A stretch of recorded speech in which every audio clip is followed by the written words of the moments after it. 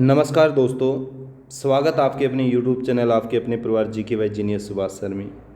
आज से हम चर्चा कर रहे हैं यानी हाल ही में हरियाणा स्टाफ सिलेक्शन के द्वारा लिए जा रहे विभिन्न पदों के एग्ज़ाम पेपर जो है उन पेपरों के बारे में हम क्या कर रहे हैं, विस्तृत चर्चा कर रहे हैं। उन पेपरों में जो आपकी हरियाणा और इंडिया GK के जो क्वेश्चन पूछे गए हैं उन क्वेश्चनों के बारे में हम विस्तृत चर्चा करेंगे।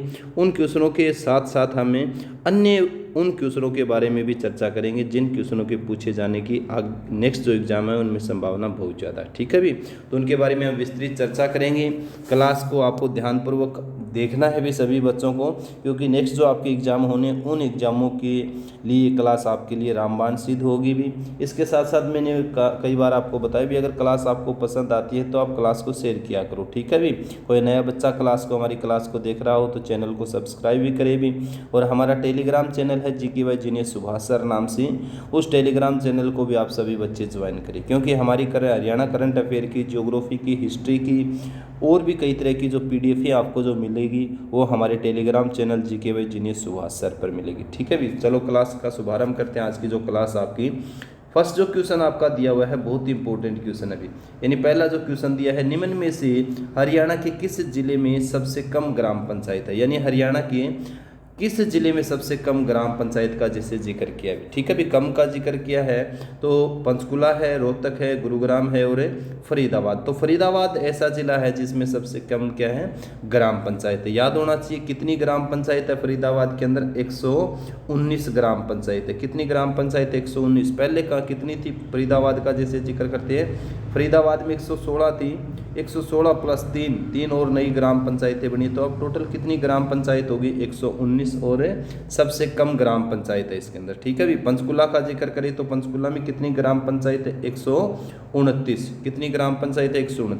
ये तो हम चर्चा कर रहे थे कम के बारे में। अगर आपसे पूछे भी अधिक ग्राम पंचायत हरियाणा के किस जिले में, तो अधिक जो आपकी रहेगी वो यमुनानगर के अंदर। किस में रहेगी, यमुनानगर के अंदर रहेगी। कितनी है जी यमुनानगर में, अगर आपसे पूछे तो 490 ग्राम पंचायत। अभी कितनी ग्राम पंचायत है, 490। पहले वहाँ पर 472 थी, प्लस 18 और बन गई है, तो टोटल अभी वर्तमान समय में कितनी है, 490। ठीक है भी, तो कम ग्राम पंचायत और अधिक ग्राम पंचायत के बारे में आपको जानकारी होनी चाहिए।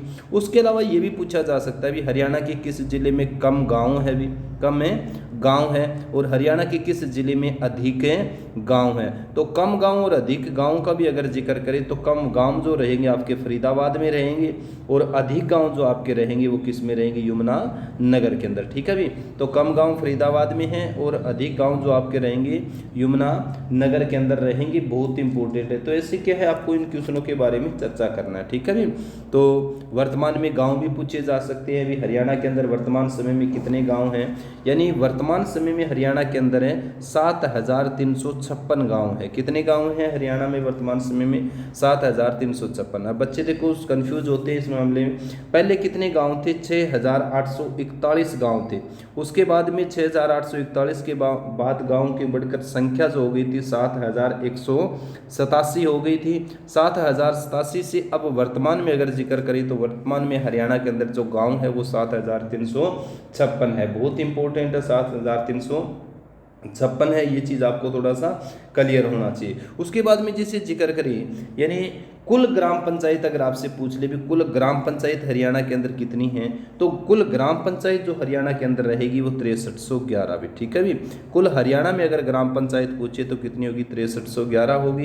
पहले कितनी थी आपकी, 6205 थी, प्लस 106 और बनी है, कितनी, 106। तो टोटल कितनी ग्राम पंचायत होगी हरियाणा के अंदर, 6300, 6311 ग्राम पंचायतें हैं। चीज़ आपको क्लियर होना चाहिए। इसके अलावा हो सकता है नेक्स्ट एग्जाम से आपसे तहसील भी पूछी जा सकती है। हरियाणा के अंदर वर्तमान समय में तहसील कितनी है, तो वर्तमान समय में हरियाणा के अंदर जो तहसील जो आपकी है वो कितनी है, पहले 93 थी, प्लस एक और तहसील बन गई है, तो अब कितनी है, 94 तहसील है। अभी हरियाणा के अंदर वर्तमान समय में कितनी तहसीलें हैं आपकी, 94 तहसील है। ये चीज़ आपको क्लियर होना चाहिए। उप तहसील भी पूछी जा सकती है, भी उप तहसील कितनी है हरियाणा के अंदर है। उप तहसील जो आपकी रहेगी हरियाणा के अंदर है 49 रहेगी भी। ये चीज़ आपको क्लियर होना चाहिए। कितनी उप तहसील अभी आपकी 49 उप तहसील है, तहसील भी पूछी जा सकती है, उप तहसील भी पूछी जा सकती है, ग्राम पंचायतें भी पूछी जा सकती है, गांव भी आपसे पूछे जा सकते हैं। इसके अलावा आपसे खंड भी पूछे जा सकते हैं, अर्थात ब्लॉक भी आपसे पूछे जा सकते हैं। भी ब्लॉक कितने हैं अर्थात खंड कितने हैं हरियाणा के अंदर। तो खंड पहले कितने थे आपके 140 थे, 2 खंड और बन गए, तो अब कितने खंड हो गए टोटल आपके 142 खंड। यानी हरियाणा के अंदर वर्तमान समय में ब्लॉक अर्थात खंड कितने हैं, तो आपके रहेंगे 142 रहेंगे। 2 कौन से बने, आपको ये चीज़ भी आपको क्लियर होना चाहिए। भी 2 जो बने आपके, 2 जो खंड आपके बने हैं उन खंडों के बारे में भी आपसे क्वेश्चन पूछे जा सकते हैं। यानी एक तो आपका बना है धारूहेड़ा, कौन सा बना है आपका धारूहेड़ा बना है, और दूसरा जो बना है आपका मछरौली भी, कौन सा बना है मछरौली। धारूहेड़ा जो बना है ये 2019 के अंदर कब बना था, 2019 में, और मछरौली जो बना है 2020 में। पूछा जा सकता है 2020 में नवनिर्मित ब्लॉक अर्थात खंड कौन सा है, तो मछरौली है, और 2019 में किस एक खंड का निर्माण हुआ था, वो कौन सा आपका धारूहेड़ा है। ऐसे आपके अलग अलग क्या है क्वेश्चन पूछे जाते हैं। ठीक है भी, पंचायत समिति भी पूछी जा सकती है। क्या पूछी जा सकती है आपकी पंचायत समिति, यानी पंचायत समिति कितनी है हरियाणा के अंदर है, या फिर पंचायत समिति किस जिले में सबसे ज़्यादा, किस जिले में। पंचायत समिति वर्तमान समय में हरियाणा के अंदर 126 अभी कितनी है 126 पंचायत समिति है वर्तमान समय में हरियाणा के अंदर। सबसे ज़्यादा पंचायत समिति किस जिले में है, सबसे ज़्यादा जो पंचायत समिति रहेगी आपकी सोनीपत जिले के अंदर। कितनी है 8 पंचायत समिति है, कितनी है यहाँ पर 8 है पंचायत समिति है। सबसे कम पूछे तो सबसे कम पंचायत समिति जो आपकी रहेगी वो फरीदाबाद के अंदर, किस में रहेगी आपकी फरीदाबाद के अंदर रहेगी। कितनी जो पंचायत समिति है आपकी 2 पंचायत समिति है। ठीक है भी, तो ये चीज़ आपसे पूछे जा सकते हैं, बहुत ही महत्वपूर्ण आपकी क्या है क्वेश्चन है। तो ऐसे क्या है आपको सभी क्वेश्चनों को क्या करना है क्लियर करना। चलो नेक्स्ट क्वेश्चन के बारे में चर्चा करते हैं। हरियाणा की एकमात्र सदा नीरा नदी कौन सी है। अभी हरियाणा की एकमात्र सदा नीरा नदी कौन सी है या नदी है, ये क्वेश्चन भी आपका VLDA के पेपर में पूछा गया था। घग्गर है, हकरा है, यमुना नदी या फिर मारकंडा। तो मैंने बार बार आप सब बच्चों को बताया भी इस चीज़ के बारे में भी, यमुना जो नदी है वो हरियाणा की एकमात्र सदा नीरा नदी है भी। क्या है सदा नीरा। सदा नीरा का मतलब होता है जिसमें हमेशा क्या है जल बहता है भी, हमेशा क्या है पानी जो रहता है। तो हमेशा पानी रहने वाली जो हरियाणा की नदी वो है वो कौन सी आपकी यमुना नदी है। यमुना आपको ध्यान होना चाहिए हरियाणा में यमुना नगर में प्रवेश करती है भी। कहाँ प्रवेश करती है हरियाणा में यमुना नगर। कई बार पूछा जाता है यमुना नगर के पास ताजेवाड़ा का जैसे आप जिक्र करोगे ताजेवाड़ा, या फिर आप जैसे जिक्र करो कई बार पूछा जा सकता है भी किस अभ्यारण्य से हरियाणा के अंदर प्रवेश करती है यमुना नगर, तो आपकी कलेसर से भी। ठीक है भी, तो हरियाणा की एकमात्र सदा नीरा नदी जो आपकी रहेगी वो यमुना नदी रहेगी। यमुना नदी का उद्गम स्थल कौन सा है, यमुनोत्री से भी। कहाँ से, ये यमुनोत्री से। ये चीज़ आपको क्लियर होना चाहिए। हरियाणा की सबसे लंबी नदी के रूप में जानी जाती है। हरियाणा में लगभग 320 किलोमीटर का क्या करती है सफ़र है तय करती है। प्रवेश करती है आपको ध्यान होना चाहिए ताजेवाला हेड से भी। कहाँ से प्रवेश करती है ताजेवाला हेड। और अंतिम जो स्थान है हरियाणा में वो कौन सा आपका हसनपुर है। किस जिले के अंतर्गत है ये हसनपुर, पलवल में, और ताजेवाड़ा जो आपका रहेगा यमुना नगर में। ठीक है, यानी प्रवेश जो स्थान है इसका ताजेवाला हेड है और अंतिम स्थान जो रहेगा वो हसनपुर रहेगा। लगभग 320 किलोमीटर का क्या करती है हरियाणा के अंदर सफ़र तय करती है। ठीक है भी, ये चीज़ आपको क्लियर होना चाहिए। एक बार क्वेश्चन ये पूछा गया था भी ऐसी कौन सी नदी है जो हरियाणा और उत्तर प्रदेश के बीच में सीमा बनाने का जो काम करती है। तो सीमा बनाने का जो काम करती है वो भी कौन सी आपकी यमुना नदी है। बार बार बताता हूँ आपको, यमुना नगर है, उसके बाद में जैसे आप करनाल का, पानीपत का, फरीदाबाद, पलवल, दिल्ली, आगरा, मथुरा, ये सभी के सभी शहर किस नदी के किनारे स्थित, आपकी यमुना नदी के किनारे स्थित है। तो ये चीज़ आपको क्लियर होना चाहिए। एक बार क्वेश्चन पूछा जाता है, हो सकता है इंडिया जीके के अंतर्गत नेक्स्ट एग्जाम में आपसे पूछ भी गंगा की सबसे बड़ी सहायक नदी कौन सी है। तो गंगा की सबसे बड़ी सहायक नदी भी कौन सी आपकी यमुना नदी है। और यमुना नदी इलाहाबाद के पास जाके इलाहाबाद में गंगा नदी के अंदर मिल जाती है भी। तो ठीक है भी, तो हरियाणा की एकमात्र सदा नीरा नदी जो रहेगी वो कौन सी रहेगी, आपकी यमुना नदी रहेगी। चलो नेक्स्ट क्वेश्चन के बारे में चर्चा करते हैं। निम्नलिखित में से हरियाणा में कौन सी घग्गर नदी की सहायक नदी है। ठीक है भी, तो निम्नलिखित में से हरियाणा में से कौन सी हरियाणा में कौन सी घग्गर की सहायक नदी है? तो ये आपकी चौतांग है, सरस्वती, अरुणा या फिर नजफगढ़। तो आपको ध्यान होना चाहिए चौतांग जो नदी है ये किसकी, घग्गर की क्या है, एक सहायक नदी है। इंपॉर्टेंट क्वेश्चन है।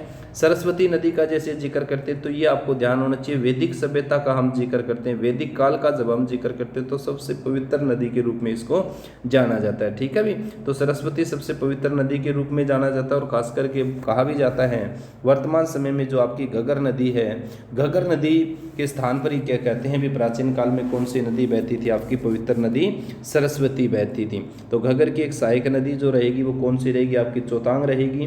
नेक्स्ट क्वेश्चन भी बहुत इंपॉर्टेंट है भी, ठीक है भी।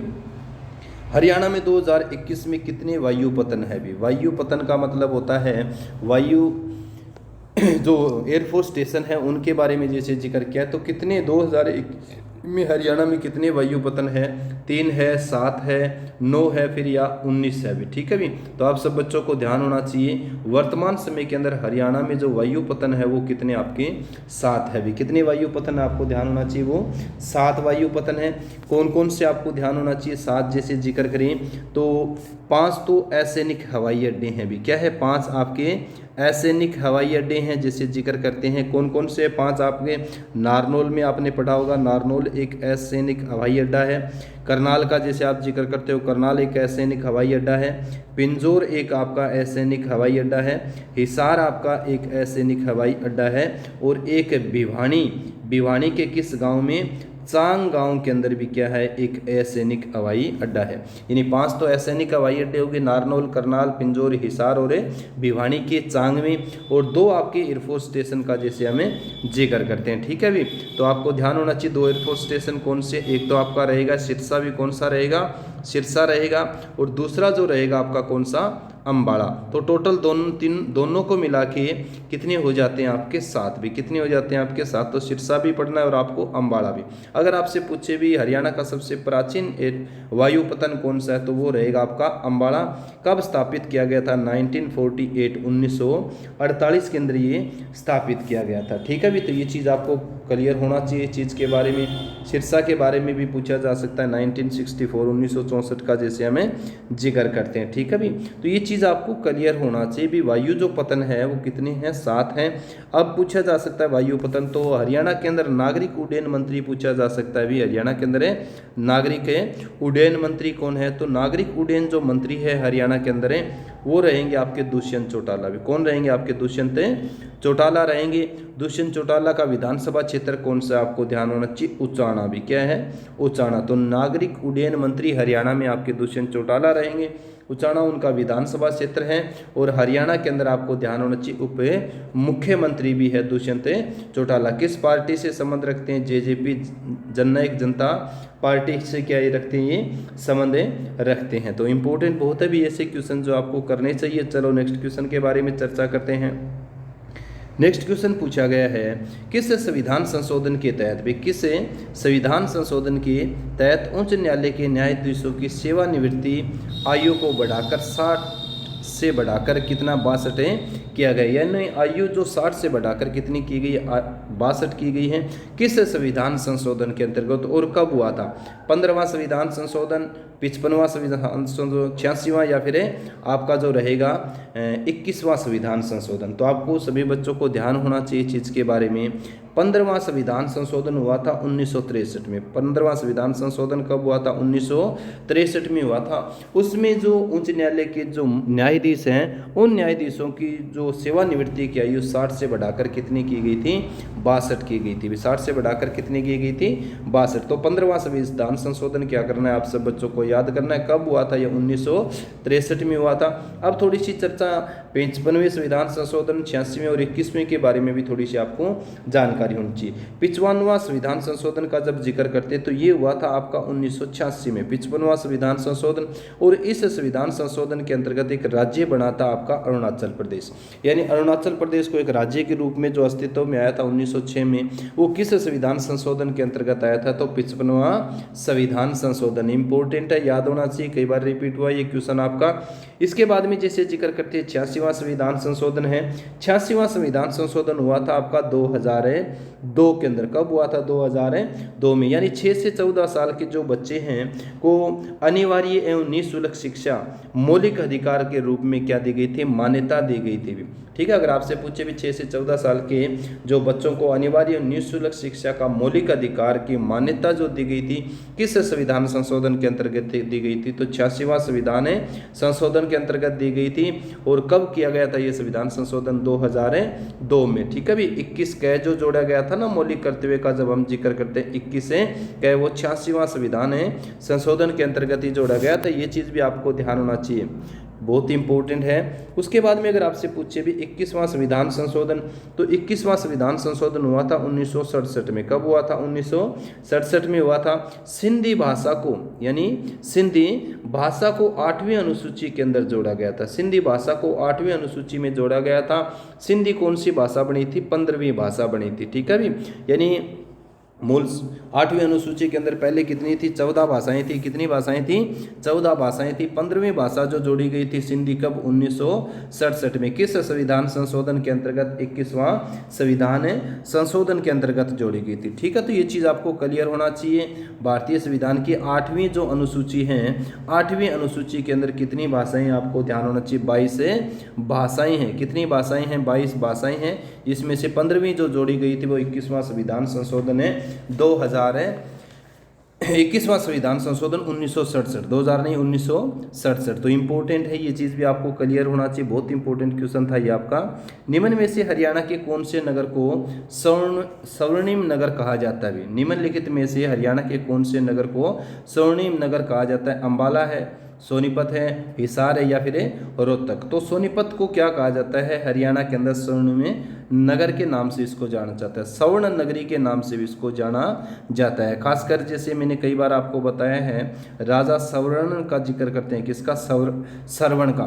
तो सरवण का जो संबंध भी किससे है आपको ध्यान होना चाहिए? सोनीपत से। किससे संबंधित है? सोनीपत। तो सोनीपत को स्वर्ण नगरी के नाम से जाना जाता है। अंबाला को साइंस नगरी कहा जाता है। क्या कहा जाता है? साइंस नगरी, क्योंकि यहाँ पर आपको ध्यान होना चाहिए साइंटिफिक वैज्ञानिक औजार बनाए जाते हैं। चिकित्सा के औजार भी यहाँ पर बहुत ज़्यादा बनते हैं। इसके अलावा हिसार को क्या कहा जाता है? मैग्नेट सिटी कहा जाता है। स्टेनलेस सिटी के नाम से भी इसको जाना जाता है। ठीक है भी, तो इम्पोर्टेंट बहुत अभी ये चीज़ आपको क्लियर होना चाहिए। रोहतक को राजनीतिक राजधानी कहा जाता है, हरियाणा की राजनीतिक राजधानी। और रोहतक एक ऐसा जिला है हरियाणा का, रोहतक और हम जिक्र करते हैं चरखी दादरी, जिनकी सीमा किसी भी राज्य के साथ नहीं लगती। तो सोनीपत को कहा जाता है स्वर्णिम नगर भी। ठीक है, अगर आपसे पूछिए भी विश्व में, अगर आपसे पूछिए भी विश्व में स्वर्णिम द्वारका नगर किसे कहा जाता है? विश्व में, तो विश्व में स्वर्णिम द्वारका जो नगर कहा जाता है वो किसको कहा जाता है? सैन फ्रांसिस्को को। किसको कहा जाता है? सैन फ्रांसिस्को को कहा जाता है। अमेरिका के अंदर एक शहर है भी। तो ये बहुत ही इंपॉर्टेंट आपका क्या था? क्वेश्चन था, जिसके बारे में हम विस्तृत चर्चा कर रहे। तो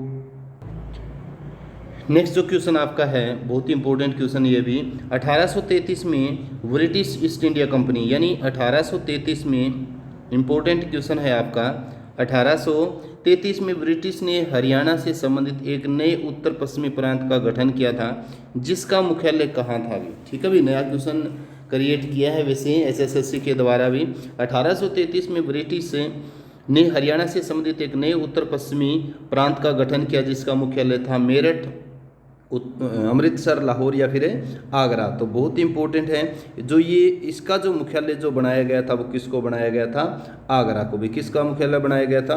आगरा को बनाया गया था। बहुत इंपॉर्टेंट भी। आगरा मैंने कई बार आपको बताया है भी वर्तमान में किस राज्य के अंदर? यूपी में है।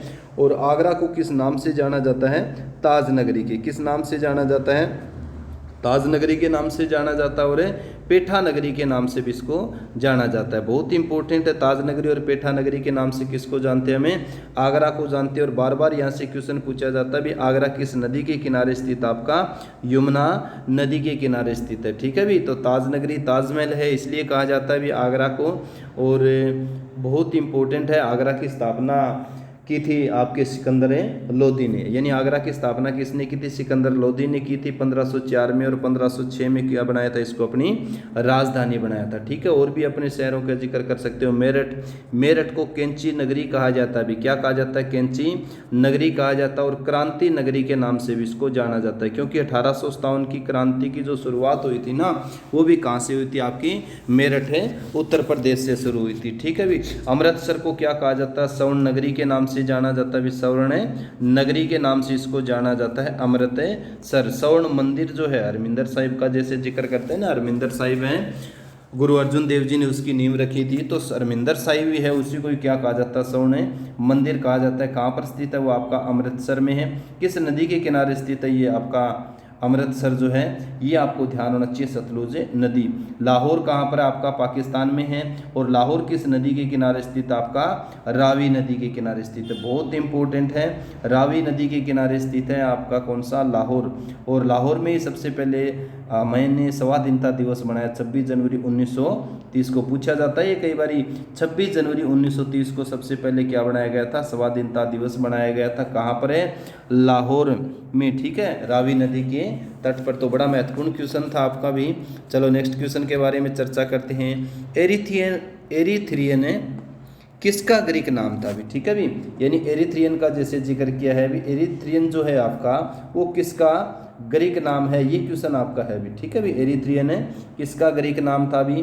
तो एरिथ्रियन जो आपका भूमध्य सागर है, लाल सागर है, या काला सागर, या फिर हिंद महासागर। तो ये लाल सागर का किसका नाम था? ये एरिथ्रियन जो था वो लाल सागर। लाल सागर को ग्रीक भाषा में क्या कहा जाता था? एरिथ्रियन के नाम से जाना जाता है। ठीक है भी, बहुत इंपॉर्टेंट है, कई बार एग्जाम के अंदर पूछा गया। खास करके सवेज नहर का यहाँ पर सबसे ज़्यादा जिक्र होता है। सवेज नहर, सवेज नहर की नींव रखी गई थी 1859 में। ठीक है भी, 1858-59 के अंदर इसकी नींव रखी गई थी, और 1869 में बनकर क्या हो गई थी? आपकी तैयार हो गई थी। जैसे जिक्र करते हैं सवेज नहर। सवेज नहर किन दो महासागरों को जोड़ती है? ये सबसे इंपॉर्टेंट आपका क्वेश्चन बनता है अभी। सवेज नहर आपकी भूमध्य सागर और लाल सागर को जोड़ती है। सवेज जो नहर है आपकी, सवेज नहर है लाल सागर और भूमध्य सागर को जोड़ने का क्या काम करती है। ठीक है, मैंने आपको कई बार बताया भी, अंग्रेज जब थे ना भी, ये आपका जैसे यूरोप था, ये आपका अफ्रीका महाद्वीप था, तो ये अंग्रेज जो आते थे अफ्रीका महाद्वीप के चारों ओर चक्कर लगा के कहाँ पहुँचते थे? भारत पहुँचते थे।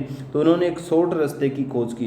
तो यहाँ आपका कौन सा था? लाल सागर था, और यहाँ भूमध्य सागर था। इन दोनों को काट के एक नहर बनाई थी। वो कौन सी नहर थी? आपकी सवेज नहर भी। कौन सी नहर थी? सवेज नहर। तो भूमध्य सागर से लाल सागर में प्रवेश करते थे सवेज नहर के माध्यम से, और फिर आपके अरब सागर होते हुए कहाँ पहुँचते थे? वो लोग भारत पहुँचते थे। कहाँ पहुँचते थे?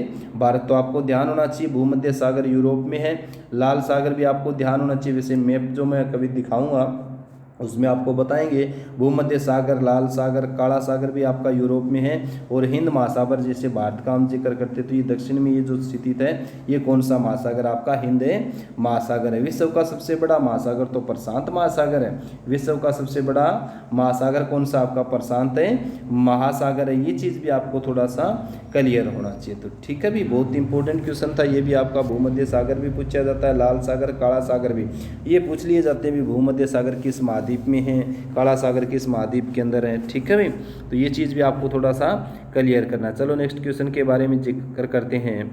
ये बहुत इंपॉर्टेंट क्वेश्चन आपका भी। ठीक है, भारत ने वर्ष 2021 के गणतंत्र दिवस परेड के अवसर पर निम्नलिखित में से किसे मुख्य अतिथि के रूप में आमंत्रित किया था? मैंने एक बार ये क्वेश्चन आपको करवाया भी था। ठीक है भी, ये क्वेश्चन एक बार करवाया था, और अभी BLDA का जो एग्जाम हुआ उस एग्जाम के अंदर भी आपका क्वेश्चन पूछा गया है। यूके के प्रधानमंत्री बोरिस जॉनसन है, USA की उपराष्ट्रपति कमला हैरिस है, कनाडा के प्रधानमंत्री जस्टिन ट्रूडो है, या उपरोक्त में से कोई नहीं।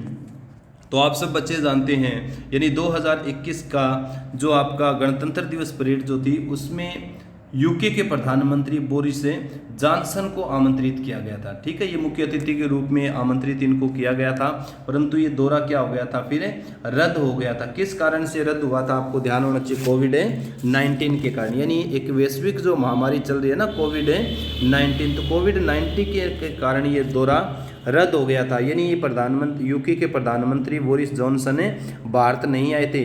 आमंत्रित जरूर किया था, यानी मुख्य अतिथि के रूप में इनको आमंत्रित किया था। 2020 में इनको निमंत्रण दिया गया था, परंतु वैश्विक महामारी कोविड-19 के कारण इनका ये दौरा क्या हो गया था, रद्द हो गया था। ये दौरा क्या किया था इन्होंने, फिर रद्द किया था। ये चीज़ आपको क्लियर, यानी 5 दशक में पहली बार ऐसा हुआ है, 50 सालों, पिछले 50 सालों में पहली बार ऐसा हुआ है जब किसी मुख्य अतिथि ने आमंत्रित किया गया परंतु उन्होंने गणतंत्र दिवस परेड में भाग नहीं लिया था। ठीक है भी, आपको ध्यान होना चाहिए। हर साल हम 26 जनवरी को क्या बनाते हैं, गणतंत्र दिवस बनाते हैं। क्यों? क्योंकि 26 जनवरी 1950 को भारत का क्या हुआ था, संविधान लागू हुआ था, हम गणतंत्र हुए थे। ये चीज़ आपको क्लियर होना चाहिए। अब एक चीज़ आपसे ये भी पूछा जा सकता है कि सबसे पहले भारत में जैसे 26 जनवरी 1950 को भारत गणतंत्र हुआ था, उस समय मुख्य अतिथि के रूप में कौन आए थे भी? तो उस समय मुख्य अतिथि के रूप में आपको ध्यान होना चाहिए इंडोनेशिया के राष्ट्रपति थे।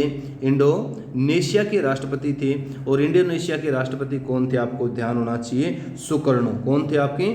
सुकर्णो। तो इंडोनेशिया के राष्ट्रपति सुकर्णो भारत के प्रथम मुख्य अतिथि थे जिनको गणतंत्र दिवस परेड के लिए आमंत्रित किया गया था। ठीक है भी। तो उसके अलावा 2020 में भी पूछा जा सकता है भी 2020 में, 2021 का तो चलो रद्द हो गया था, 2020 में कौन आए थे?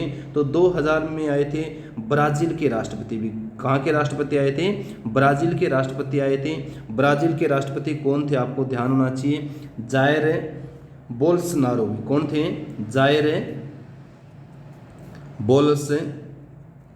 ठीक है भी, बोल्सोनारो ये ब्राज़ील के राष्ट्रपति थे। इन्होंने 2020 गणतंत्र दिवस परेड के अवसर पर क्या है, मुख्य अतिथि के रूप में शिरकत की थी। ठीक है भी। ब्राज़ील आपको ध्यान होना चाहिए जिसमें खट्टा शहद मिलता है और ब्राज़ील को सांपों का देश भी कहा जाता है भी। ठीक है। फुटबॉल इनका क्या है, राष्ट्रीय खेल है। ये चीज़ भी आपको क्लियर होना चाहिए। और दक्षिण अमेरिका महाद्वीप का सबसे बड़ा देश है कौन सा आपका? ब्राज़ील। ठीक है, जिसकी राजधानी क्या है? ब्रासिलिया। इस तरीके से आपको क्या करने हैं, क्वेश्चन याद करने हैं। नेक्स्ट क्वेश्चन बहुत ही इंपॉर्टेंट है भी। नेक्स्ट क्वेश्चन सबसे पहले तो आपको क्या करनी है, पहले तो ये एक जो डेफिनेशन दी हुई उसको पढ़ना है। नोबेल पुरस्कार विजेता के नाम की पहचान करें। नोबेल पुरस्कार विजेता के नाम की हमें पहचान करनी है। उनका जन्म रायपुर पंजाब में हुआ था।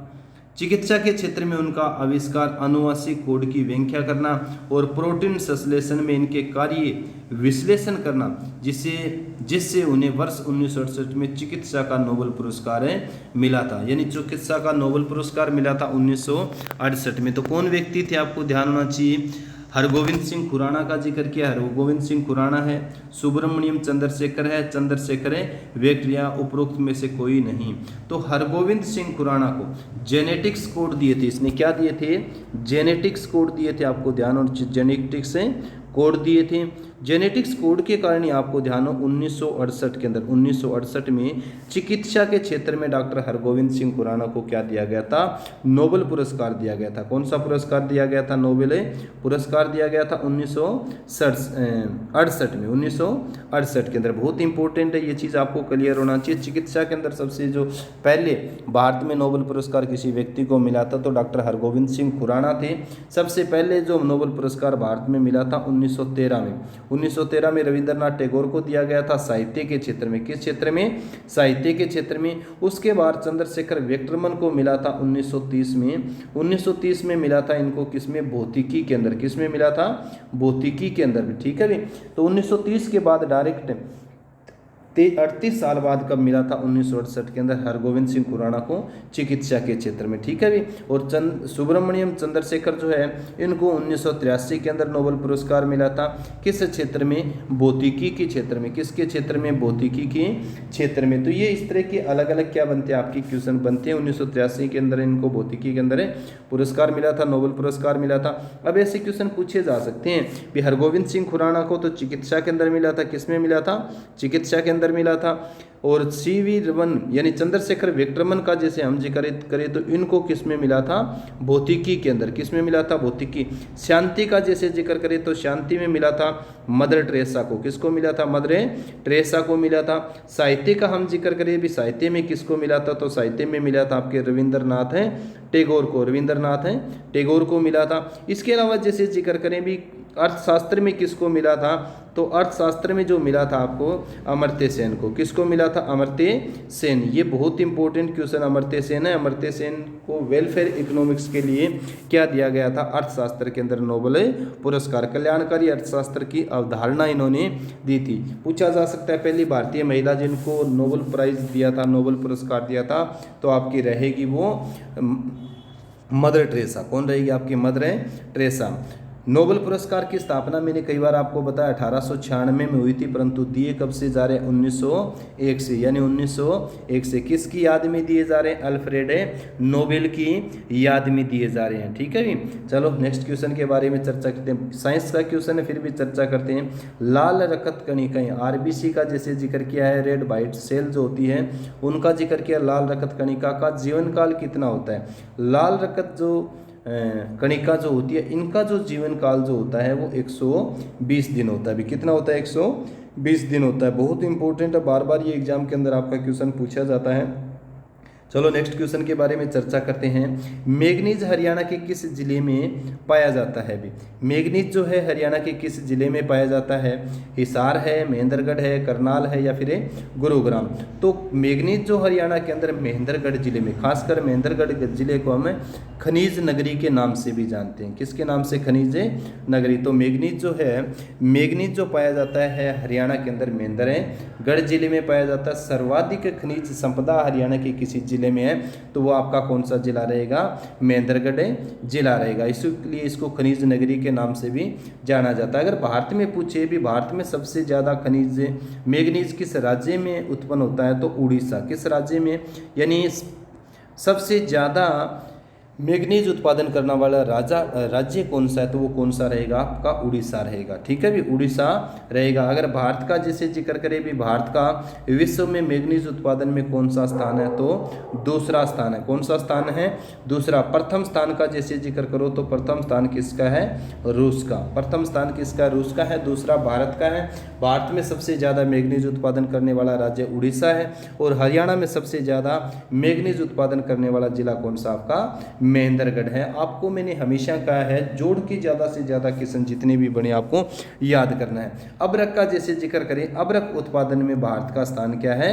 प्रथम है भी। अबरक उत्पादन में भारत का स्थान क्या है? प्रथम। कई बार क्वेश्चन पूछा है अबरक का उपयोग किस उद्योग में होता है? तो बिजली उद्योग के अंदर अबरक का प्रयोग होता है भी सबसे ज़्यादा। तो ये आपकी क्वेश्चन इस तरह के क्वेश्चन बनते हैं। चलो नेक्स्ट क्वेश्चन के बारे में जिक्र करते हैं। निम्न में से हरियाणा में कौन सी एक वन्य जीव अभ्यारण्य है? कौन सी झील एक वन्य जीव अभ्यारण्य भी? बहुत इंपॉर्टेंट क्वेश्चन है, बहुत ही ज़्यादा इंपॉर्टेंट क्वेश्चन है। ठीक है भी, यानी निम्न में से, लिखित में से हरियाणा में कौन सी झील एक वन्य जीव अभ्यारण्य है? बड़खल झील है, दमदमा झील है, भिंडावास झील है, या फिर करनाल झील। आप सब बच्चे जानते हैं ये भिंडावास जो झील, आपकी भिंडावास झील, ये एक झील भी है और एक वन्य जीव अभ्यारण्य भी है। लगभग 12 जैसे जिक्र करें 12 किलोमीटर क्षेत्रफल में क्या है? ये विस्तृत आपकी भिंडावास जो झील है, भिंडावास एक झील भी है और वन्य जीव अभ्यारण्य भी है। यहाँ पर सबसे ज़्यादा क्या आते हैं? आपको ध्यान होना चाहिए, प्रवासी पक्षी आते हैं। क्या आते हैं यहाँ पर? प्रवासी पक्षी आते हैं। खास करके आपने सुना होगा जनवरी 2020 का जैसे जिक्र करते हैं 2021, जनवरी 2021 में लगभग यहाँ पर 80,000 प्रवासी पक्षी आए थे। कितने हज़ार प्रवासी पक्षी आए थे? 80,000 प्रवासी पक्षी आए थे, जिससे ये भी घोषणा की गई थी भी हो सकता है इन 80,000 पक्षियों से क्या फैल सकती है? बर्ड फ्लू भी फैल सकती है, बर्ड फ्लू। तो ये चीज़ आपको क्लियर होना चाहिए। भिंडावास में सबसे ज़्यादा क्या आते हैं? प्रवासी पक्षी आते हैं और हज़ारों प्रवासी पक्षी, विदेशी पक्षी यहाँ पर आते हैं। इसके अलावा भिंडावास एक आर्द्र भूमि क्षेत्र है भी। क्या है? आर्द्र भूमि क्षेत्र है। हरियाणा का सबसे बड़ा आर्द्र भूमि क्षेत्र जो है वो कौन सा? आपको ध्यान होना चाहिए, भिंडावास झील है भी। भिंडावास क्षेत्र का जैसे जिक्र करते हैं। आर्द्र भूमि अर्थात वेटलैंड, क्या बोलोगे आप? वेटलैंड। वसई के बारे में भी आपको ध्यान होना चाहिए, वसई झील भी आपको ध्यान हो, वो भी आर्द्र भूमि क्षेत्र है। छोटा आर्द्र भूमि क्षेत्र और सबसे बड़ा आर्द्र भूमि क्षेत्र जो आपका रहेगा वो भिंडावास रहेगा भी। कौन सा रहेगा? भिंडावास। भिंडावास को आपको ध्यान होना चाहिए, भिंडावास जो आपका है भिंडावास को सुंदर झील के नाम से भी जाना जाता है। भिंडावास को सुंदर झील के नाम से भी जाना जा सकता हो सकता है नेक्स्ट एग्जाम में आपसे ये क्वेश्चन पूछे भी हरियाणा की किस झील को सुंदर झील के नाम से जाना जाता है, तो भिंडावास झील को सुंदर झील के नाम से जाना जाता है। दमदमा गुरुग्राम में जैसे आप पढ़ते हो, बड़खल जो आपकी रहेगी फरीदाबाद में, बार बार एग्जाम में पूछी जाती है। बड़खल फरीदाबाद में 1947 में बनी थी। अरावली जो पर्वत है, अरावली पर्वत की तराई में स्थित है ये आपकी बड़खल झील, फरीदाबाद में है। बड़खल आपको ध्यान होना चाहिए एक विधानसभा सीट भी है भी। बड़खल क्या एक आपकी ध्यान होना चाहिए विधान सभा सीट है। खासकर सीमा तिरखा का जैसे जिक्र करते हैं, सीमा तिरखा यहाँ से क्या है विधायक है। किस जिले के अंतर्गत आती है, तो आपको ध्यान होना चाहिए फरीदाबाद जिले के अंतर्गत आती है। तो बहुत इंपॉर्टेंट, जैसे आज की क्या थी क्वेश्चनों के बारे में हमने चर्चा की थी भी, बहुत ही इंपॉर्टेंट आपके क्वेश्चन थे भी। ठीक है, क्लास कैसी लगी आप सब बच्चे मेरे को कमेंट करके ज़रूर बताएं। कमेंट जरूर किया करें, सभी बच्चे भी कमेंट करके मेरे को क्लास के बारे में बताएं, क्लास आपको कैसी लगी। कल आपको क्लास ऐसे ही दें तो कोई आपको एतराज़ तो नहीं, इस चीज़ के बारे में मेरे को आपको बस ये बताएं।